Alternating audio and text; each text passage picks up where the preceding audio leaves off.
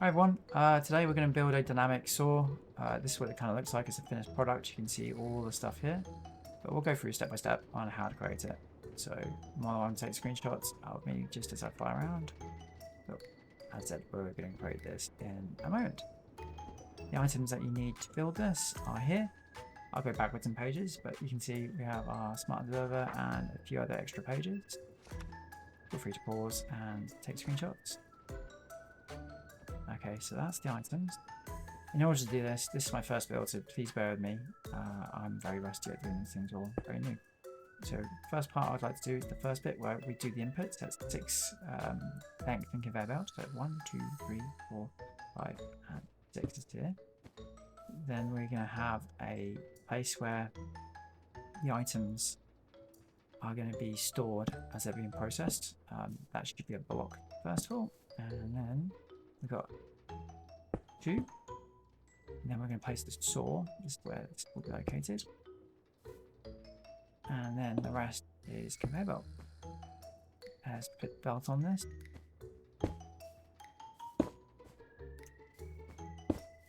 Right, so we've got our overall length structure set up. Now let's get our storage devices done. Browse are nice and cheap. I'm not saying the rest of the build is cheap though. Alright, and then we need to set up our packages. So the first one is a repackager. Let's make sure that the items come through as packages into the device.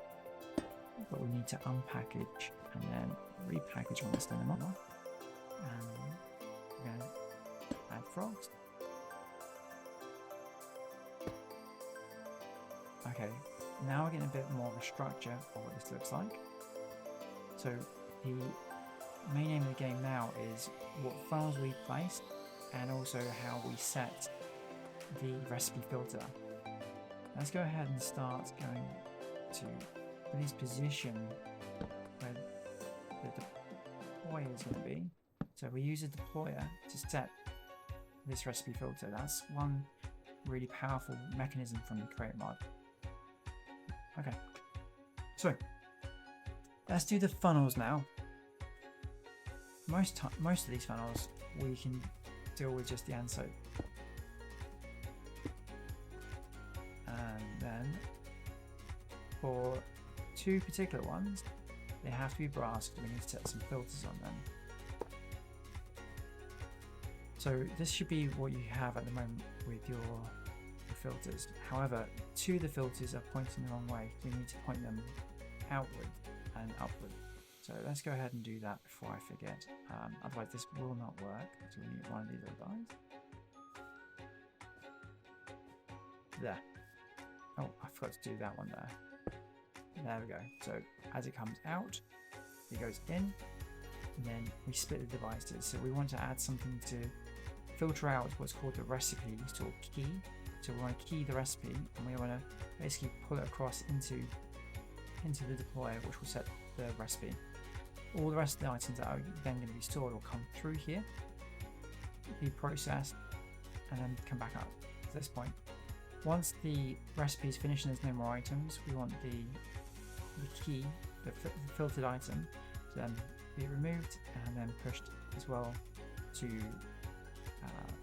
be delivered back into your main storage. Okay, so let's do the top bit first. We need to do the belt and we also need a chute. So let's grab the chute. And then we want to have a belt. A belt? Oh, sorry, a shaft and a belt there. Alright, so now we have ourselves, we will get the keyed item and move it across and down into there. That then says, how do we identify the actual keyed item? So I have prepared 2 attribute filters. If we go into my E menu, you'll find out one of them has a deny list with a custom name filter and one has an allow list of a custom name filter. So yeah, okay, so that's the deny, that's the allow. So the deny custom name filter, this is all your items. They shouldn't have a name on them. That's just your usual items that you want to store. And then the key, the thing you do want to go ahead and say this is the recipe will be named. So we're going to go ahead and add that as a filter. So that's how we split those apart. All right, so you should be looking like this at the moment. The next part then is we're going to go ahead and get this conveyor belt moving the way we need it to move. So we need to get all the bits moving. So we can do this little pattern here, make sure that these guys keep moving forward this way. This reverses the movement because this has to go against the item it's soaring, and the item will travel along. And then we need to power the rest of the conveyor belt in the correct direction as the same as the rest. That's how you do that one. We will also grab ourselves a in-case chain drive. That gives us this like motion of this going forward and then powering this conveyor belt, which powers the rest there. What we haven't powered yet is the item at the top. For that, we're going to take ourselves with a speed controller. So we should be able to lay that down there, put this on here, and then we need to do like a Tetris shape. So what I mean by a Tetris shape, we need the S in Tetris. Oh, we need it that way. Then we need that there and that there. All right, now we've powered ourselves the belt at the top. The main part we have to configure though is this has to be max, and this guy has to be set to 32. So as long as your rotation is coming at 32 and it's currently set to this level, so it has to come in at a anti-clockwise into this area here, and this then goes up to maximum speed, which will ensure that the key is set before the items get through. We now have to do some of the redstone magic in order to make sure things happen in order. In order to make sure it happens in order, but this recipe or this build has quite a few observers. We may be able to reduce it, but this is working for now. So we have observer here, make sure an item has been set in here. And what we do is once the key has been set, we need to unlock the items so they can then be processed. We don't want these guys coming across until a key has been set. Filtered items, the recipe has been set on the mechanical store. So that's how we prevent these guys getting stored in the wrong sort of like order or having like a random recipe applied to them. The thing what we want to do now is we want to make sure that as recipes come through, as boxes come through, they're not all going into the system at the same time because they're going to have different recipes. We want one recipe to be processed at a time, and that can be many items being cut in that one recipe, but we want basically one box to be processed at a time. To do that, we're going to just go ahead and do ourselves a small C shape like so. Then we're going to have a few more observers. So what we're trying to do is observe to make sure those items are being processed, and if they are being processed, we want to basically stop other boxes from coming in while this is happening. In order to do that, we have some ticks that we want to apply. Now, you might be able to get this to be a little bit less repeater heavy, but at the moment this does work. Oh, that'll do. And then let's add the redstone.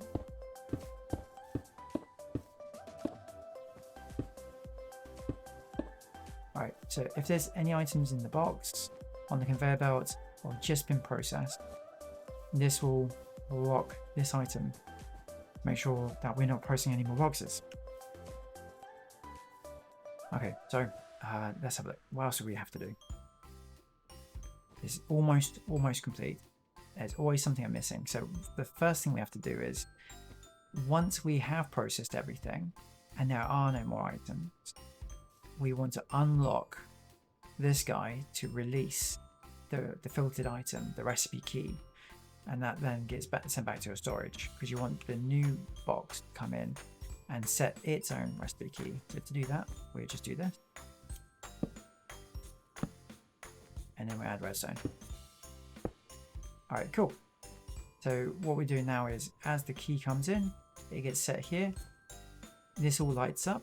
This is all When I say all this lights up, I mean like all this is confirming that we have items to process, and we won't lose the item while it's being processed. Once everything's processed, this will all turn itself off. The item will then be dispatched, and the next box will come in and it repeats the process. The last thing we need to do is make sure that the deployer has power, rotational power, and that will look like so. If we've done everything correctly, this should just work. So that's out, the rest are in. We're just going to put this on there, and everything should be rotating the right way. So everything is pushing towards this way. Alright, let me go ahead and grab 2 boxes for testing. So I've got 2 test boxes over here. I got one for slabs and one for stairs. And we're going to pretend that they just come in from a chain drive. 1 and 2. And the last thing I've forgotten to do is the lever needs to be there and switched on.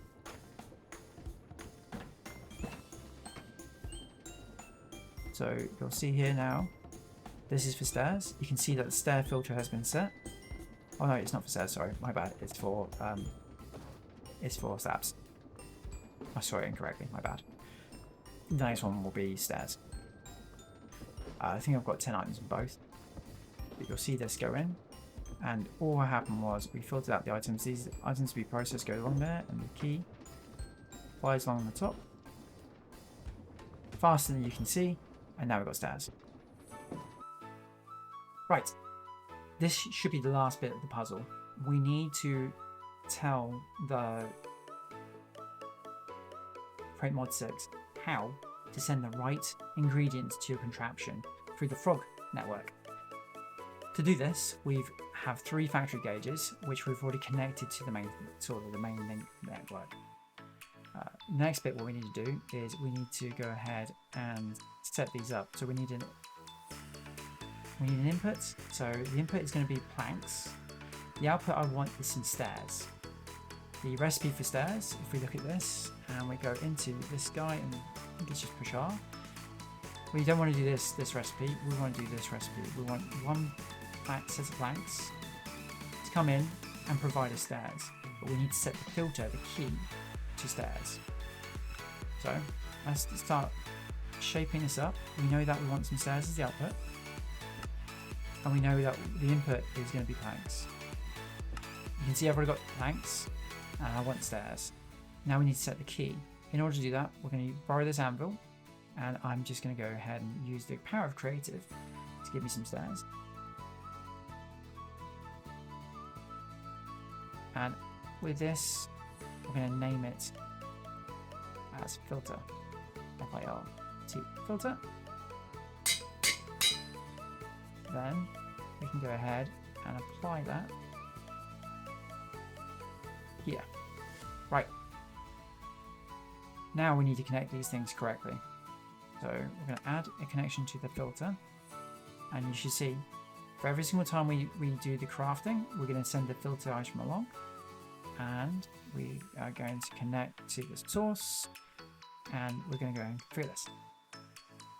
I'm going to go ahead and say I want 32, and it correlates 1 to 1, so I'm going to say 32. So that means in this one package, we're going to send out the key and create 32 stairs. So that's a really good really good setup for now for me. I'm going to put the promise to 30 seconds, and I'm going to hit the go button. Oh, and I forgot to set a target. So it's bones, saw. Hey, this is what I named my contraption. And the last thing we haven't got is how many we want. So I'm going to set this to a stack. Now we have enough of these, but we have none of those. So we're going to go ahead and put this guy into the main storage.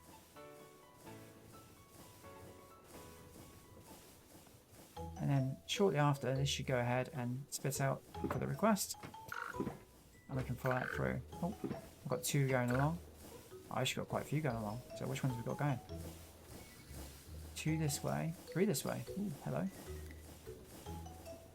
What are we creating, I wonder? So they're all going in. And which order are these happening? So this is my pre-built contraption, which is very similar to the one you've got. Okay, so there's the stairs, and there's some planks I've ordered elsewhere. But that's it. This is now fully working. That's working off the one that you created. All similar, just there. And once it's all been created, you'll see that they get put back onto the line and shipped. That's it. And this is a relatively working dynamic saw. I hope you enjoyed that, and if you did, please feel free to subscribe and give me a like. What I try and do also, I try and set up a sort of Patreon for all the rest of the builds. You can see over here I've got a whole entire set of builds over there, and each time I do a build I'll try and load up the schematic, the MBT file for Patreons.